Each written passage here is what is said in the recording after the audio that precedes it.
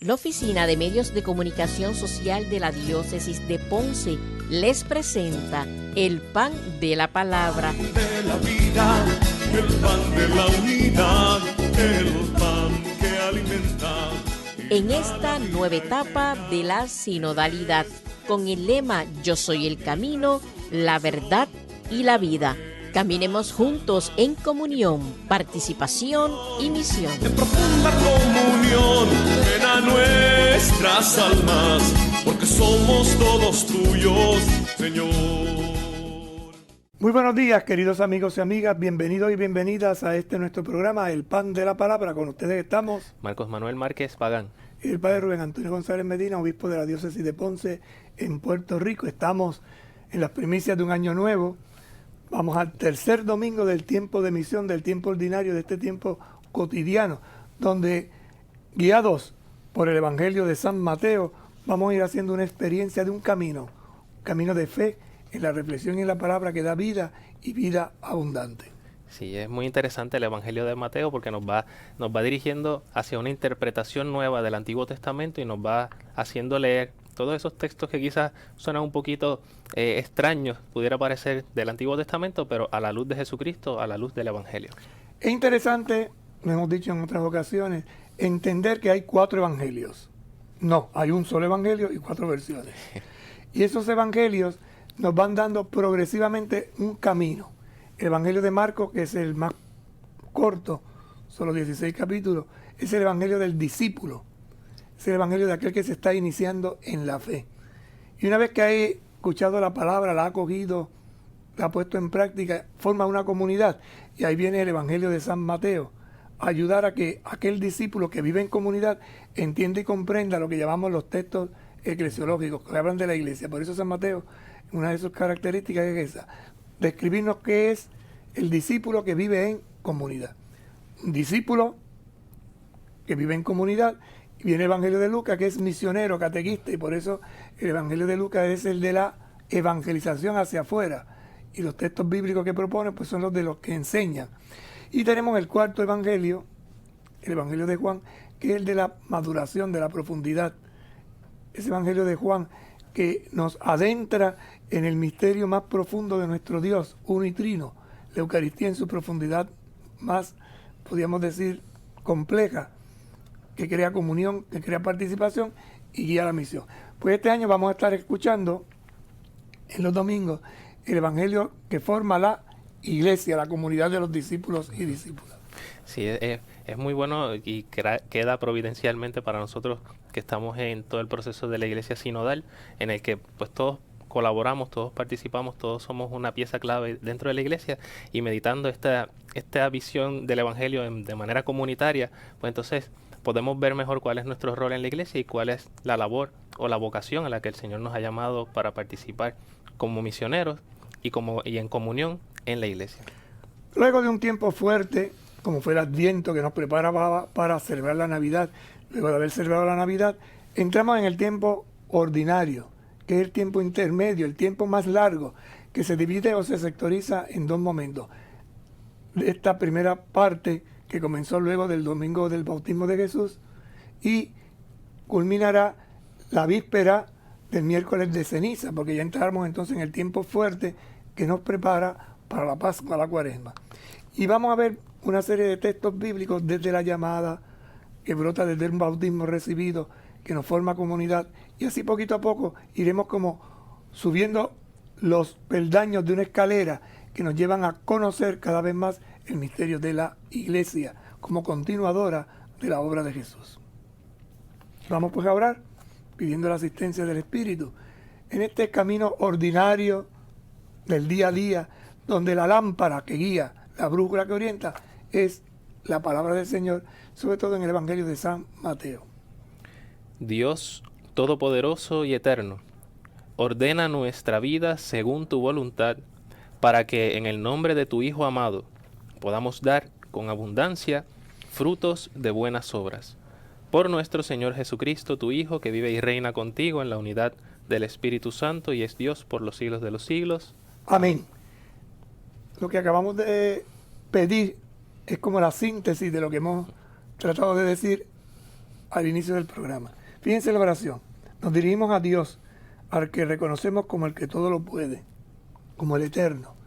Los judíos les gusta llamar a Dios el eterno, el que permanece, el que está ahí siempre con nosotros.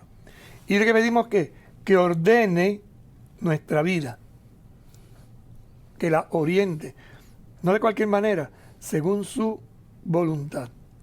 Esa es la primera petición. A este Dios que todo lo puede, que es el eterno, que organice nuestra vida, que le dé sentido. ¿Para qué? Para que podamos cumplir su voluntad. Sí, y de manera interesante le pedimos que ponga orden en nuestra vida, pero no según quizás nuestros criterios o lo que nosotros pudiéramos pensar que es lo mejor para ordenar nuestra vida, sino según tu voluntad. Y entonces, ¿cómo podemos saber cuál es la voluntad del Señor? Pues para eso estamos meditando en la palabra del Señor, porque ahí en su palabra es que vamos descubriendo cuál es esa voluntad de lo que el Señor quiere en el camino ordinario, lo que hablamos ahora cada día, ¿verdad?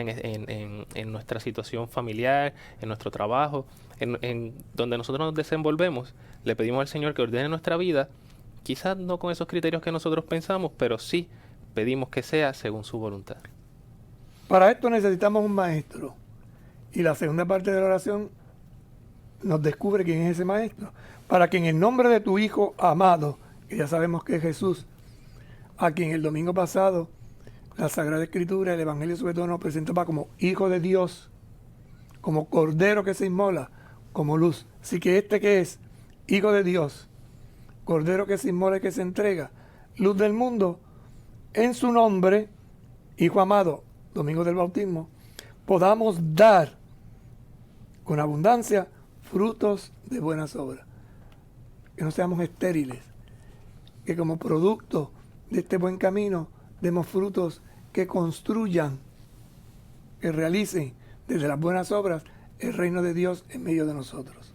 Sí, que no sea algo como simplemente para ordenar mi vida, yo sentirme más cómodo, más a gusto, ¿verdad? No sé, de alguna forma, sino que si pido al Señor que vaya ordenando nuestra vida, que vaya ordenando nuestra vida, que sea según su voluntad y que siempre sea como punto de partida, como ejemplo, Jesucristo mismo, pues entonces sea para dar frutos, para que entonces ese orden que el Señor va poniendo en nuestra vida y vamos entonces cumpliendo su voluntad a la luz de Jesucristo, vaya dando buenas obras, vaya dando frutos de buenas obras en el servicio a los demás, en la atención a los demás, estar atentos, ¿verdad? Que este don y esta gracia que hemos recibido la podamos compartir con los demás. Por lo tanto, cumplir la voluntad de Dios siempre produce buenas obras. Y esos son los frutos que estamos invitados a realizar, o mejor dicho, a dar. ¿Y cómo los vamos a dar? Si realizamos buenas obras que están o que tienen que ver desde la vida diaria, ordinaria, en la búsqueda del bien común. Y por eso en el Padre Nuestro, que es la oración que hace el resumen de toda la Sagrada Escritura, una de sus peticiones es: hágase tu voluntad. Jesús es el maestro que enseña a aquellos que le siguen a hacer la voluntad de Dios. Maestro que tuvo una gran discípula en la Virgen María. He aquí la esclava del Señor, hágase en mí según tu palabra, es decir, cúmplase en mí tu voluntad. Y esto es muy significativo, porque veremos luego cómo en la Escritura la voluntad del Señor siempre va a estar inclinada al más necesitado, al pobre, al que, ¿verdad?, necesita la atención del otro, y siempre aparecen estos personajes distintivos, y sobre todo como ejemplo para nosotros María, de aquella que cumple la voluntad del Señor, ¿verdad?, fielmente, porque ha estado atenta, ha estado precisamente ahí mismo con una mirada atenta a las necesidades de los demás, que es lo que el Señor pide, que es la voluntad del Señor. Le decimos al Señor, a nuestro buen Dios, quién es nuestro maestro, quién es aquel que nos puede ayudar, porque todo lo pedimos en el nombre de tu Hijo amado. Por eso ustedes ven que todas las lecturas, oraciones de la Eucaristía siempre terminan como con esa especie de frasecita bien sabida, ¿no? Por nuestro Señor Jesucristo, tu Hijo. Te lo pedimos por Jesucristo nuestro Señor. Porque todo lo que pedimos a Dios lo hacemos en el nombre de Jesús, que es nuestro mediador, que es el puente que une la tierra con el cielo con la tierra, que es aquel que, como camino que hay que recorrer, verdad que hay que reconocer y aceptar, nos da vida y vida plena. Y a veces perdemos de vista esta mediación de Jesús, ¿verdad? Porque casi, ¿verdad? En este tipo de oración siempre vemos que en la misa es dirigida al Padre y siempre es por medio de Jesucristo, en el nombre del Señor Jesús todo el tiempo. Entonces, le pedimos porque desde su mediación es que entonces sale, ¿verdad? Como sumo sacerdote, la mediación nuestra, mediación de los santos, y por la cual nosotros también oramos por los demás, pero en especial Jesucristo, que es nuestro mediador, nuestro hermano, nuestro Señor, pedimos que su mediación sea la que entonces nos conceda siempre la bendición. Si cumplimos la voluntad de Dios, y esto lo pedimos en el nombre de Jesús, podremos dar con abundancia frutos. No pedimos unos cuantos, pedimos muchos. Abundancia de frutos en las buenas obras. Y esto también es conciencia de que un cristiano está llamado en el medio del mundo a ser mediador a través de las buenas obras del gran amor infinito y grande de nuestro Dios y Señor, Padre misericordioso, Dios compasivo, que siempre perdona y nos guía por el buen camino. Sí, es como si nuestro testimonio y nuestras buenas obras fueran un testimonio claro que se convierte en un medio para que las demás personas puedan apreciar la bondad y el amor del Señor en nuestras vidas y en el aquí y ahora, en nuestro tiempo, y de esta misma manera en esas buenas obras puedan ver el amor del Señor vivo, presente, hoy, a través de nuestro testimonio. Y lo estamos pidiendo al inicio del año, porque sabemos que es todo un camino, es toda una aventura, es un trayecto largo, y no queremos desviarnos, no queremos hacer lo que nos dé la gana. Queremos cumplir la voluntad de Dios en comunión con el Hijo, viviendo desde la participación con los dones del Espíritu Santo para poder realizar la misión que el Padre nos ha encomendado, que es la misma tarea y misión que le encomendó a Jesús, buscar y trabajar por la salvación del mundo. Sí, siempre la voluntad del Señor va a ser lo mejor, lo bueno para cada ser humano en su integridad, desde su realidad, y nunca va a ser una carga pesada que no podamos cargar, siempre nos va a dar la gracia para poder ser testimonio y dar testimonio del amor. Pausamos y en breve regresamos con ustedes. El pan que alimenta y da la vida eterna, eres Jesús, y también la comunión llena nuestras almas, porque somos todos tuyos, Señor. Estamos celebrando también esta semana una jornada de oración por la unidad de los cristianos. Fíjense que los cristianos estamos unidos por la palabra de Dios. Estos mismos textos bíblicos que nosotros comentamos en este domingo en un orden, podríamos decir catequético, que se lleva en la liturgia de nuestra iglesia, son textos que también meditan y reflexionan los hermanos y hermanas de otras confesiones cristianas, que reconocemos que Jesús es el Hijo de Dios, que Jesús es el Cordero, que inmolándose quita el pecado del mundo, que Jesús es nuestra luz. Y como es luz, pues vamos a pedirle que nos ilumine. Y para eso hay un hermoso salmo que nos sirve hoy como respuesta a la palabra de Dios, que es el Salmo 26, y dice así: El Señor es mi luz y mi salvación. El Señor es mi luz y mi salvación, ¿a quién temeré? El Señor es la defensa de mi vida, ¿quién me hará temblar? Una cosa pido al Señor, eso buscaré: habitar en la casa del Señor por los días de mi vida, gozar de la dulzura del Señor, contemplando su templo. Espero gozar de la dicha del Señor en el país de la vida. Espera en el Señor, sé valiente, ten ánimo, espera en el Señor. El Señor es mi luz y mi salvación. Es un hermoso salmo del cual la iglesia ha extraído varios versos que vienen como a ayudarnos a profundizar en esta llamada que el Señor nos ha hecho para cumplir su voluntad. Comienza diciéndonos una afirmación: el Señor es, en presente, que mira atrás al pasado porque iluminó, pero mira también al futuro porque también iluminará. Entonces ese es que habla de identidad. ¿Y qué es el Señor para mí? ¿Qué experiencia tiene este hombre o mujer de fe que nos quiere comunicar a través del Salmo? Mi, personalmente, luz, y mi salvación. Podría haber dicho: el Señor es mi luz y salvación, pero lo pone personalizado, ¿verdad? El Señor es para mí, ¿qué? Luz que ilumina, que alumbra, que calienta, que guía, podemos hacer la letanía de la luz. Pero además es mi salvación. Yo tengo una experiencia personal, me encontré con Jesús, me encontré con el Señor, lo reconocí en el niño que nació, lo reconocí en el niño que adoraron los magos, lo reconocí en el adulto que fue al río Jordán y se bautiza. Y desde esa manifestación plena y total, yo, ¿qué pido? Que me siga orientando, que me siga guiando y a través de las buenas obras pueda darle gloria y alabanza a nuestro Dios.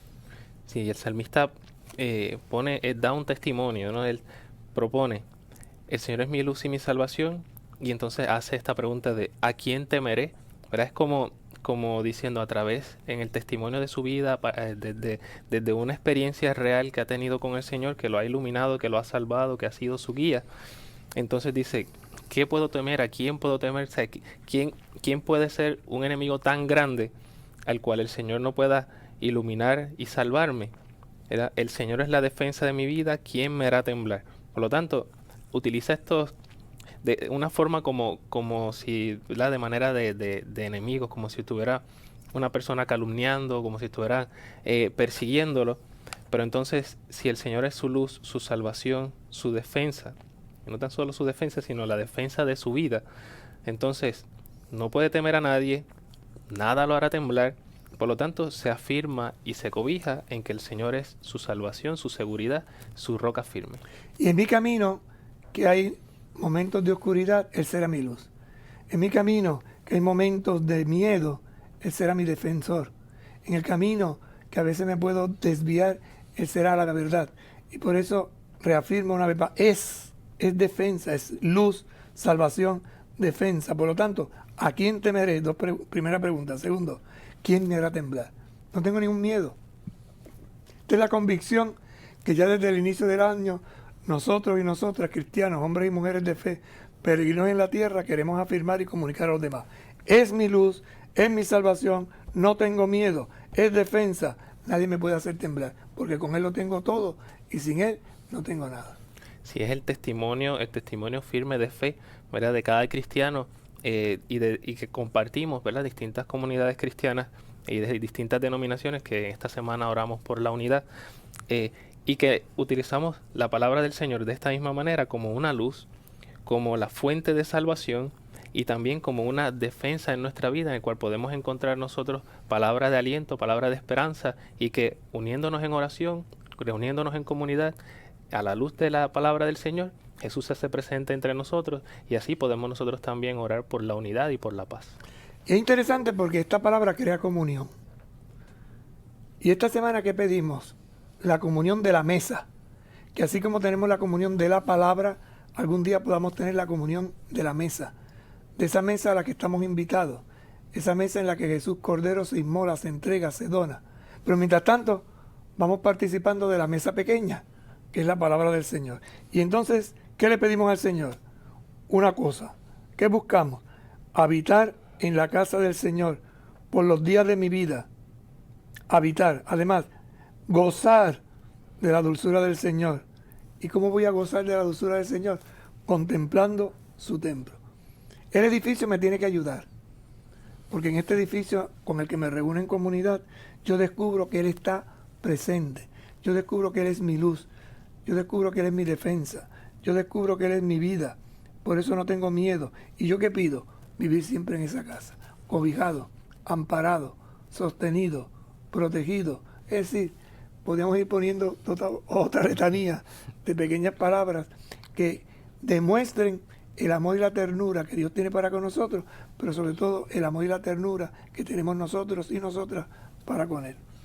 Sí, esta es, digamos, el fundamento de nosotros reunirnos adentro, ya sea una casa, en el templo, siempre en un lugar donde podamos nosotros contemplar de alguna forma el hecho de que como comunidad nos reunimos, pero el espacio lo reservamos para contemplar la dulzura del Señor, para sentirnos que estamos dentro, ¿verdad? de la casa del Señor. Por eso, cuando decimos la iglesia, el templo, la parroquia, la capilla, estamos hablando de un templo que está separado precisamente para que nosotros podamos, quitándonos de todas estas cosas de nuestro diario, ¿verdad? Que nos puedan distraer, sacar el espacio específico para sentirnos cobijados por el Señor y entonces restaurar nuestras fuerzas a la luz de la palabra del Señor y poder continuar con la bendición del Señor, que es lo que buscamos todos los días de nuestra vida. ¿Qué buscamos en este año? Buscamos ¿qué?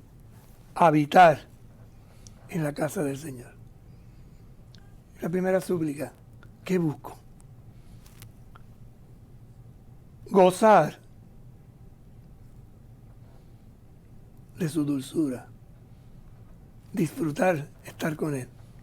¿Y cómo lo voy a hacer? Contemplando su templo. Ahora, cuando decimos contemplando su templo, podemos mirar simplemente el edificio, el local, o irnos y trascender un poco más, porque el verdadero templo son las personas, y Dios habita en las personas. Entonces, contemplo una persona habitada por el Dios. ¿Y cómo sé yo que esta persona está habitada por Dios? Porque sus obras son buenas, porque sus acciones son veraces, porque se ha dejado iluminar, su rostro está radiante. Entonces yo contemplo, yo disfruto mirando esos rostros reunidos en asamblea. ¿Para qué? Para la alabanza, para la bendición, para la gratitud, para la súplica y sobre todo en algunos momentos determinados para experimentar y vivir su perdón. Sí, precisamente ahí es donde volvemos de nuevo a cuál es la voluntad del Señor, y que luego entonces demos frutos de buenas obras, atentos a la necesidad de los demás, y si lo vemos así como nos ha dicho Padre, como con esa mirada de fe, de que podemos ver en la persona el templo del Señor, la habitación del Espíritu, entonces contemplamos, podemos también reconocer que allí está el Señor, y así nos ponemos a su servicio, cumpliendo la voluntad del Señor. Este último verso comienza como finalizaba el otro, ¿no? Pido una cosa al Señor, busco habitar en su casa. ¿Para qué? Para gozar, disfrutar de esa dulzura, contemplando su rostro. Y entonces, al final afirma, espero. Espero. Así, todo esto que he pedido, yo espero gozarlo. ¿Y qué es lo que yo deseo gozar? De la dicha del Señor, es decir, de sentirme que estoy con Él, que habito en un país donde hay vida, donde no hay maldad, donde no hay destrozo. ¿Por qué? Porque todos y todas practicamos el bien. Porque todos y todas, desde la acción del Espíritu en nosotros, se lo hemos pedido en la oración inicial, queremos, ¿qué queremos? En el nombre de Jesús, hacer su voluntad. Y esa voluntad consiste en ¿qué? En que podamos dar buenos frutos. Y esos buenos frutos, ¿cómo los vamos a dar? A través de las buenas obras. ¿Y cómo vamos a realizar esas buenas obras? A través del amor. Por lo tanto, en esta experiencia gozo, disfruto, contemplo, celebro.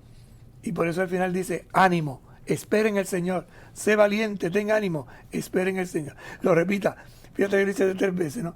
Espero gozar de la dicha.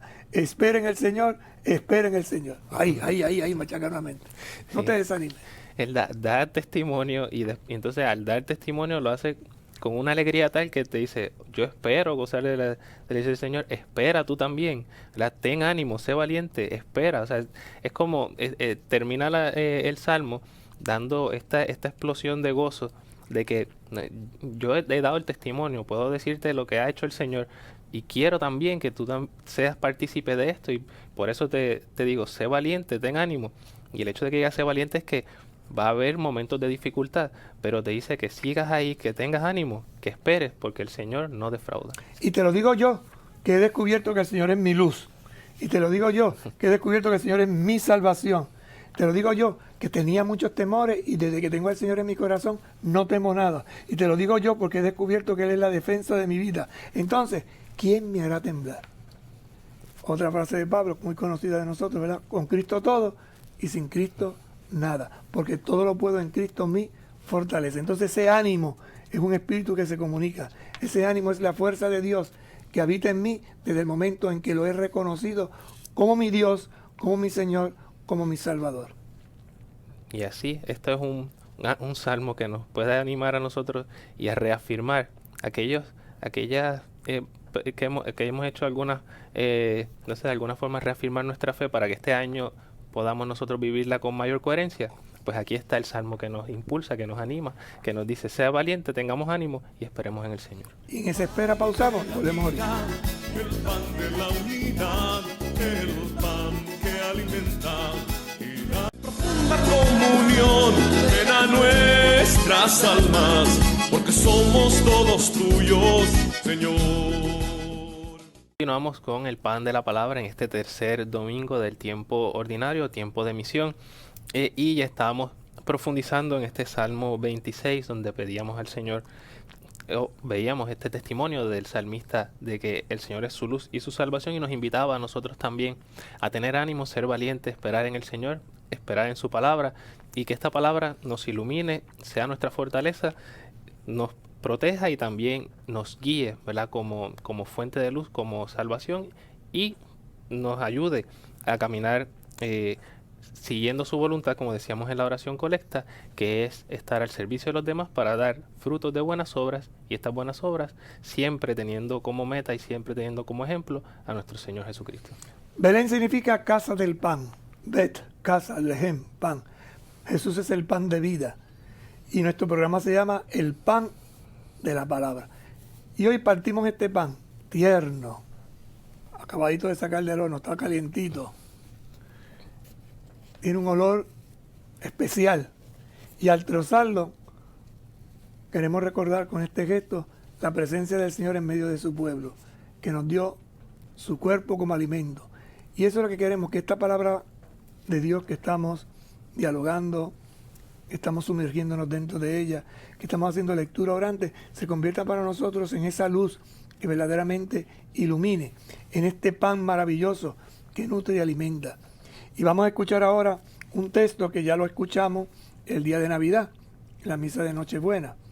Es el texto de Isaías, donde nos habla que una gran luz ilumina, que este pueblo que andaba en tinieblas se ha transformado. ¿Por qué? Porque aquel que ha venido ha roto el yugo que nos oprimía y ha abierto para nosotros un camino nuevo. Escuchemos con atención mientras degustamos este sabroso pan de la mesa, pero también pan de la palabra. Lectura del libro del profeta Isaías. En otro tiempo había Dios humillado las tierras de Zabulón y Neftalí, la región que va desde el mar hasta el otro lado del Jordán, la Galilea rodeada de gentiles, pero después las ha glorificado. El pueblo que andaba en tinieblas vio la luz de un gran día. Vivían en sombras de muerte, y una luz les brilló. Multiplicaste, Señor, los motivos de júbilo, hiciste crecer la alegría. Gozan en tu presencia como gozan al recoger la cosecha, como se alegran los que reparten el botín de guerra. Porque tú quebraste el yugo que pesaba sobre ellos, la vara con que los castigaban, el bastón de mando de sus opresores, como el día en que derrotaste a Madián. Palabra de Dios. Te alabamos, Señor.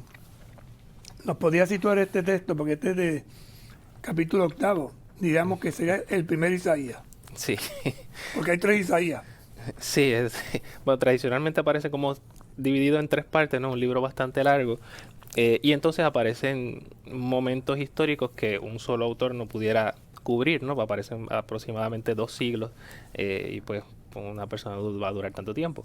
Entonces, en este caso, estamos ante un texto que es como un, digamos, es como una alabanza a la acción de Dios en la historia, porque resulta que estas tierras de Zabulón y Neftalí, que quedan en la parte de norte, estaban en la frontera con otros pueblos que el pueblo de Israel llamaba paganos, ¿verdad? Porque adoraban otros dioses, etcétera. Entonces, siempre se veían como que ellos estaban como muy alejados, ¿no? Como que se habían corrompido porque estaban cerca de otros pueblos que adoraban otros dioses. Entonces resulta que con el tiempo estos pueblos fueron reafirmando su fe, y aquí pone el profeta que luego fueron, ¿verdad? Dios luego glorificó su nombre en esos pueblos. Pues resulta que con el tiempo se está dando una transformación en el pueblo que va a terminar luego con la reforma del rey Josías en el sur, porque es la que va a dar esta esperanza de que, aunque esta reforma va a traer un poco de esperanza al pueblo, se sabe que más adelante pues llega la catástrofe de todas formas, con el destierro de Babilonia y otra serie de situaciones de guerra.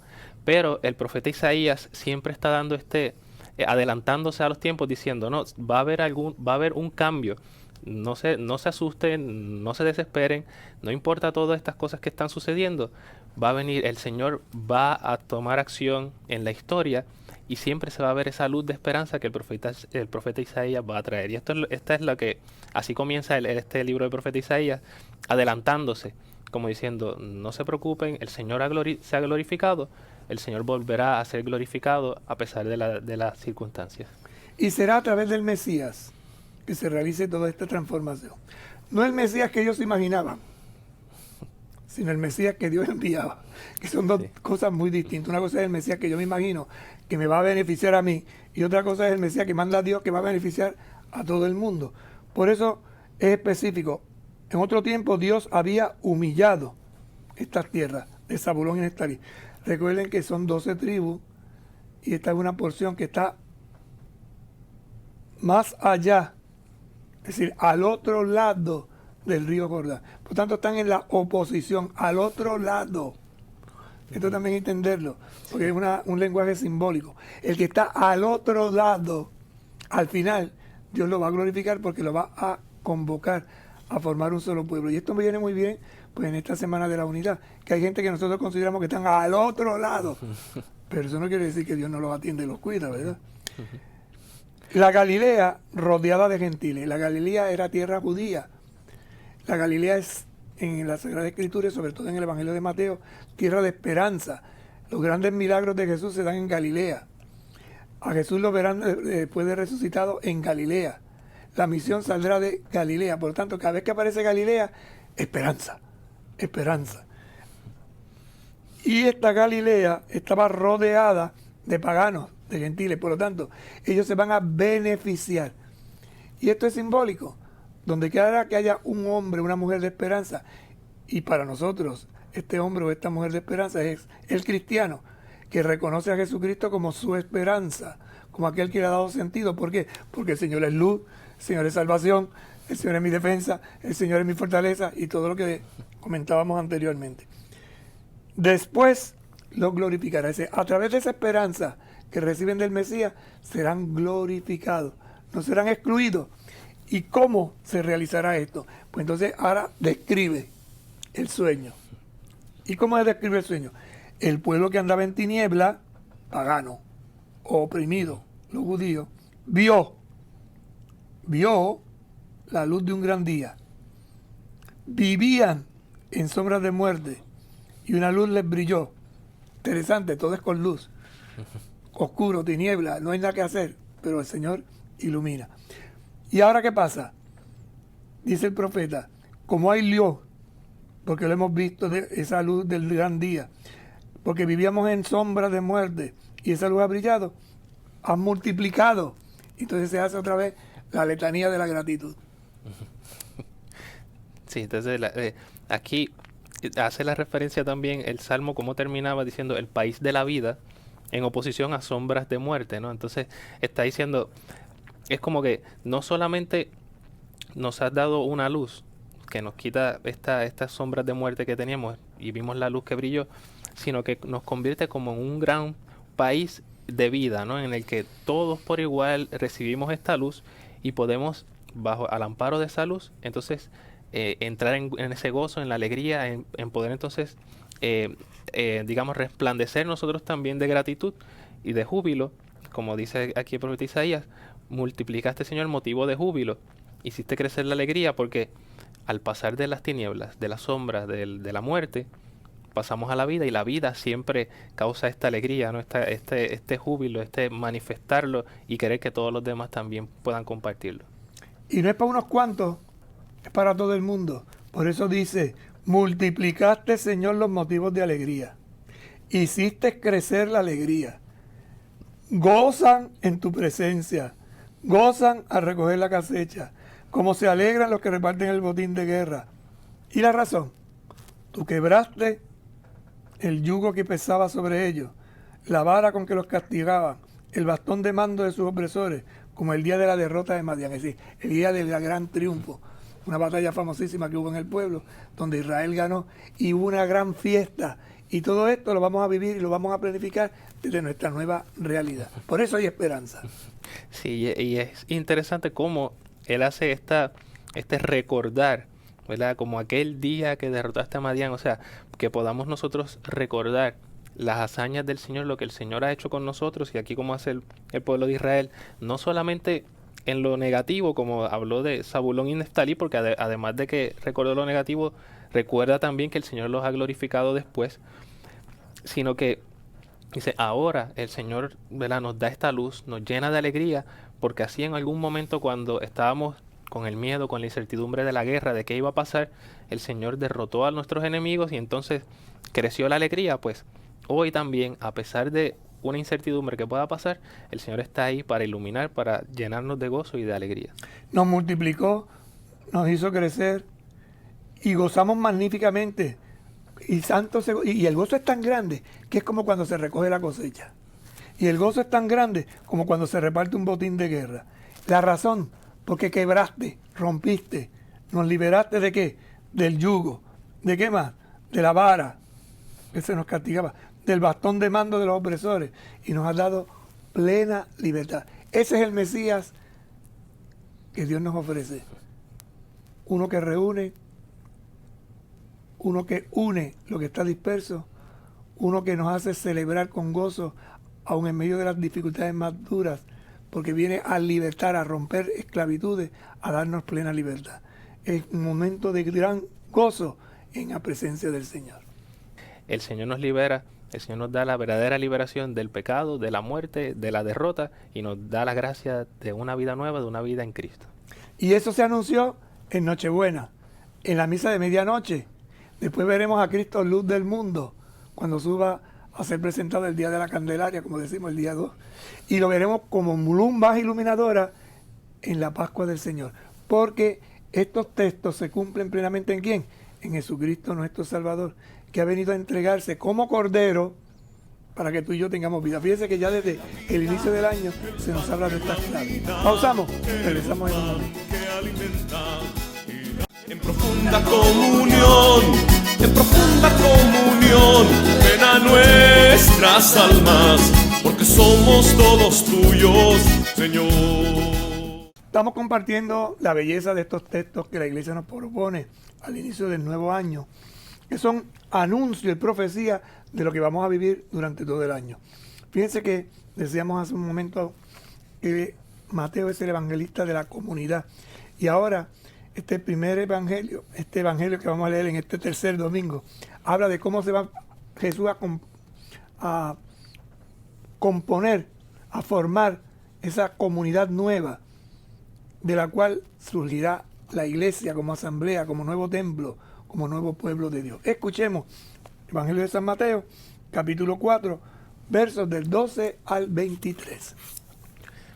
Al enterarse Jesús de que Juan el Bautista había sido encarcelado, se retiró a Galilea. Pero salió de Nazaret y fue a establecerse en Cafarnaún, junto al lago, en el territorio de Zabulón y Neftalí.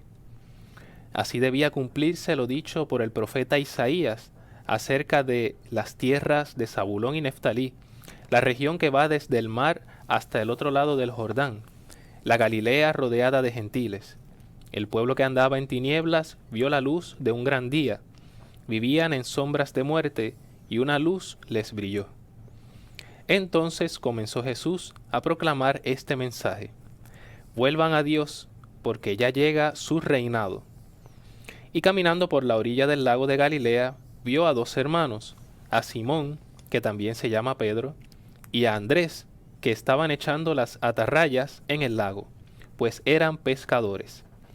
Les dijo: síganme, y los haré pescadores de hombres. Ellos inmediatamente dejaron sus redes y lo siguieron. Más adelante vio a otros dos hermanos, a Santiago y a Juan, hijos de Zebedeo, que estaban en la barca con su padre Zebedeo, remendando las redes, y los llamó. Ellos inmediatamente dejaron la barca y a su padre, y lo siguieron. Y recorría a toda Galilea, enseñando en las sinagogas, proclamando la buena noticia del reino de Dios, y curando toda clase de enfermedades y dolencias en el pueblo. Palabra del Señor. Gloria a ti, Señor Jesús. Como se dan cuenta, cita el texto que hace un momentito acabábamos también de comentar. ¿Qué nos dices, Marcos? Pues creo que aquí es un resumen prácticamente de lo que es la misión del Señor y ese matiz comunitario que ahorita nos decía, Padre, que nos da Mateo, el hecho de que hace una interpretación, primero pone a Jesús en el tiempo de Juan el Bautista, ¿no? Que esta predicación que es, vamos a decir, contemporánea, pero con dos estilos distintos. Entonces, pone luego el enfoque sobre Jesús, hace esta interpretación nueva del profeta Isaías, porque recuerden que el profeta Isaías va a hacer, y esto aparece también en todos los profetas, hace un llamado o da esta profecía en un tiempo específico y en un lugar específico, pero a veces no ve el alcance que tiene a futuro, ¿no? Y eso es una importancia que tienen los profetas, y es que luego se verá cumplido en plenitud aquello que han profetizado. Entonces, en aquel momento se cumple el Señor, ¿verdad? De alguna manera, esta expectativa, pero el Mesías que quizás pensaba Isaías, o la escuela de profetas de Isaías, no llegó en plenitud, porque al final se dio el destierro, etcétera, pero quedó esa esperanza de que en algún momento eso se iba a cumplir. Y aquí Mateo da esta interpretación, citando textualmente un pedazo de ese texto de Isaías del capítulo 8, donde habla de Zabulón y Neftalí, el área de Galilea en el norte, y precisamente allí está Jesús anunciando la buena nueva, el reinado de Dios, ¿no? Porque ya no se trata a nivel político, ni tampoco algo, digamos, solo espiritual, sino que es algo que se va dando y se va continuando, ¿verdad? Este reinado de Dios, y por eso, para que se dé continuado, y no solo en esta cuestión de ¿verdad? Lo político o estancado en una cuestión política, hace un llamado a estos pescadores, ¿no? Entonces llama a Pedro, llama a Andrés, llama a Santiago y a Juan, y da toda esta historia, y luego reafirma que sigue recorriendo Galilea, porque entonces se está cumpliendo aquella esperanza que decía el profeta Isaías, de que esta salvación del reinado de Dios se va a dar de una manera especial, y reafirma entonces a Jesús como el Mesías. Vemos entonces cómo Jesús hace una lectura de los signos de los tiempos. ¿Cuándo comienza Jesús la misión? Pues aquí se nos dice, al enterarse de que Juan el Bautista había sido encarcelado. Mientras Juan el Bautista estuvo predicando, él no predicó. Cuando lo toman preso, entonces Jesús se da cuenta que ha llegado el momento, que esa es la hora, ese es el WhatsApp, el correo electrónico que recibió del Padre. Se retiró a Galilea. Se retiró a Galilea. Entonces esto es muy interesante. Esta Galilea, que es tierra de ¿qué? De profetas. Tierra de esperanza, tierra de alegría, tierra nueva, pero va específicamente y se establece en Cafarnaúm. En Cafarnaúm veía a Pedro, y Cafarnaúm quiere decir casa o lugar del consuelo. Esa casa o lugar del consuelo que va a derramar después el Señor a través de su predicación, a través del mundo. Sí, y es precisamente ahí en Cafarnaúm, que es una pequeña comunidad que queda a orillas del mar de Galilea, o del lago de Genesaret, que es donde están los pescadores. Entonces, allí Jesús va a predicar, Jesús va a llamar a los primeros apóstoles, allí que está un poco retirado de Nazaret, pero también está allí mismo en Galilea. Pero entonces es en ese mismo lago donde caminará sobre las aguas, donde hará la mayor cantidad de milagros, donde predicará más también. Entonces, un lugar que acoge muy bien a Jesús. Y entonces aquí, esta región, que es la región de Zabulón y Neftalí, pues se va a ir cumpliendo aquella profecía de Isaías, porque se está dando este mensaje en aquel lugar, en el norte, donde quizás en algún punto no había esperanza, porque estaba muy cercano de los gentiles y de los paganos.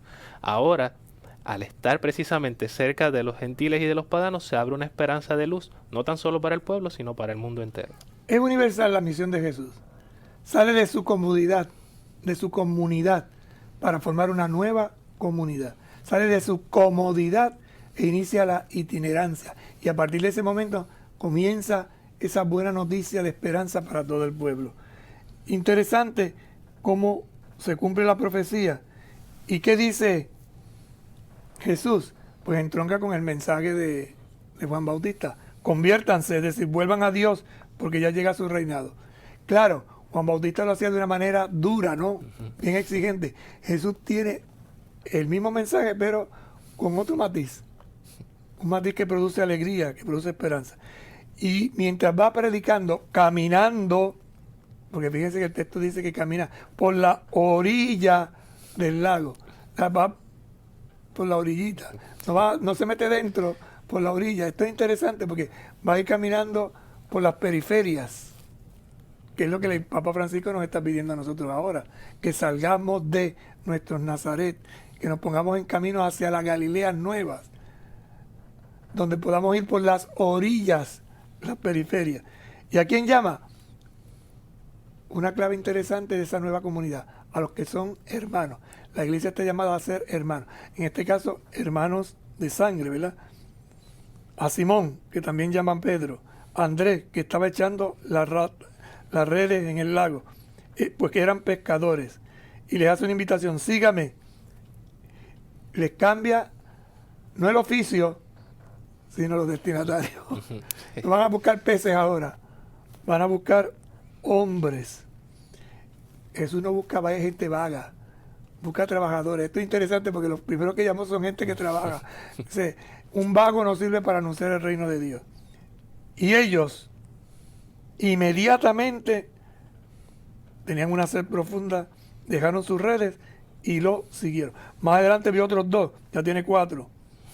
Estaban trabajando otra vez. Entonces tenían una corporación, porque tenían trabajadores. Ellos dejaron la barca a su padre y lo siguieron. Es decir, comienzan una aventura nueva.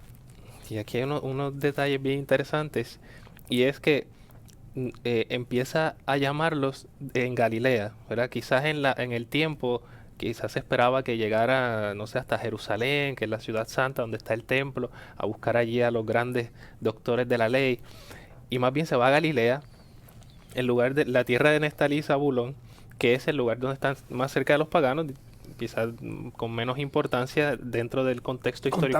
Contaminado. Exacto, más contaminado. Y por otro lado, cuando los llama, como decía padre, no les quita el oficio, sino que más bien utiliza esa misma, digamos, dinamismo, ese mismo talento que ellos ya tienen, para entonces darle otro sentido, ¿no? Elevarlo de otra manera. Y esto también forma parte de lo que es la iglesia sinodal. El Señor nos llama con los talentos que ya nos ha dado, y entonces nos llama a cambiar, como dice, vuelvan a Dios, como este cambio de mentalidad, y establezcamos este reinado del Señor aquí y ahora, y no teniendo esa visión, ni la política ni la visión en el aire, sino que aquí ahora sigamos nosotros como pescadores de hombres, dando testimonio, llevando el mensaje del Evangelio, y unidos. Uno son Pedro y Andrés, por otro lado está Santiago y Juan, de distintas familias, pero nos une, ¿verdad? Y nos une el llamado al reinado del Señor. Y esto también, ¿verdad?, forma esta semana de la unidad por los cristianos, a que también podamos unirnos en torno a la palabra para llevar el mensaje de luz y de esperanza que el Señor nos invita. Fíjate que son hermanos, fraternidad, es una familia. Llama a otra familia, fraternidad. De distintas familias forman una comunidad nueva. Pero tienen algo en común, que todos son pescadores. Estos primeros son pescadores. ¿Por qué eligió pescadores? Porque el pescador es el que se lanza todos los días a una nueva aventura. El pescador no tiene ya la ruta trazada, sino que todos los días cuando se levanta y se tira al mar, tiene que decir, me voy por el norte o me voy por el sur. ¿A qué? A buscar. Y no es tan fácil. Esto exige un trabajo. Son gente responsable porque después que terminan el trabajo, repasan para que al otro día cuando vuelvan a salir tengan todo listo.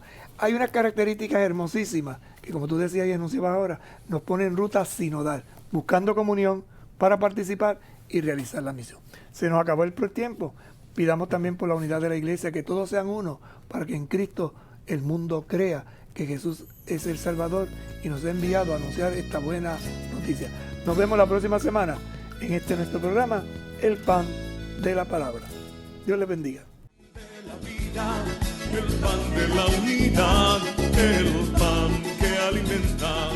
En esta nueva etapa de la sinodalidad, con el lema Yo soy el camino, la verdad y la vida. Caminemos juntos en comunión, participación y misión. En profunda comunión llena nuestras almas, porque somos todos tuyos, Señor.